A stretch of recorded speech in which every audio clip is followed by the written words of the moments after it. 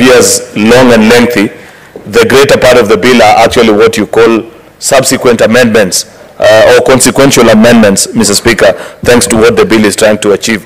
Therefore, Mr. Speaker, I will appreciate the work that was done by the majority whip in moving the bill, Mr. Speaker, and guiding the House on the importance of this particular bill, the food and feed safety. It is important, Mr. Speaker, to control what Kenyans eat, because, Madam Speaker, sorry, I had not realized of a change. You must always note the gender of the Speaker as it transitions. I have just realized, and you know, I'm a big supporter of the gender movement in this country, Mr. Speaker, and my credentials are not in question.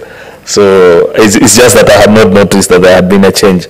Therefore, Madam Speaker, this particular act of bill of Parliament that is before us for consideration, Mr. Speaker, speaks to the need for us as a country. Once again, not Mr. Speaker.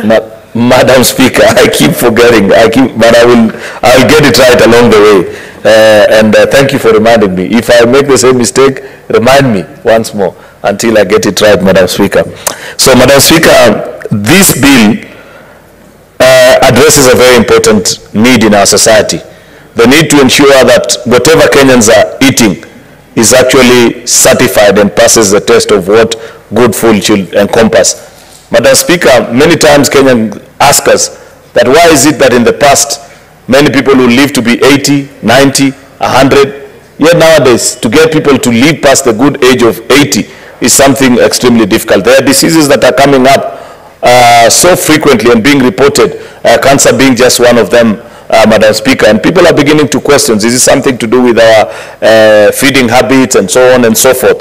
Therefore, such an important bill that sets into place the exercise of coordinating all these food and feed safety authorities actually, Madam Speaker, because the bill speaks to an authority or a body called competent authority, and it's defined in the requisite pages of the bill, Madam Speaker, on what a competent authority is. That a competent authority means the public institutions responsible for official control set out in the first schedule or such other public entity as the Cabinet Secretary may, by order of Gazette, determine. Madam Speaker, in the closing parts of the bill, those such institutions, those that at least presently exist, the dairy board, fertilizer, and so on and so forth, Madam Speaker. Extremely important public institutions, which in the absence of a body or an office that overall coordinates all the activities,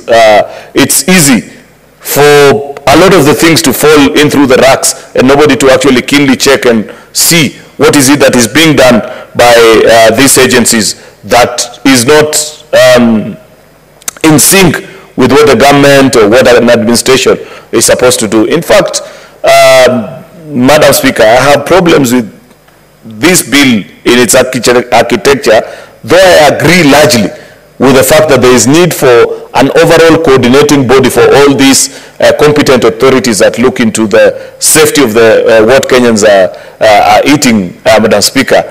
It is my strong suggestion, and perhaps after we have set up this office, we would wish to compare with other jurisdictions.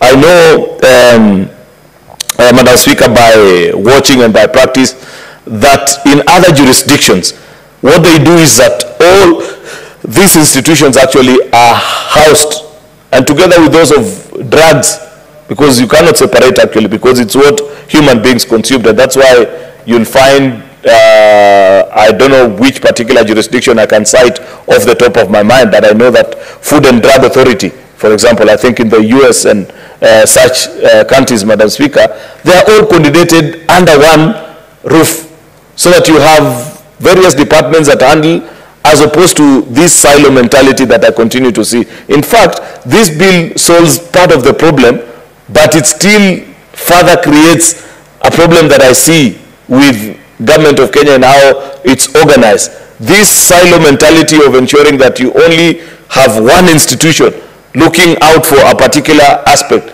Yet, It is you could argue either way because, of course, others have presented an argument, Madam Speaker, before that. What if you have structural failure in that particular institution to the sense that the person leading it and you have it rest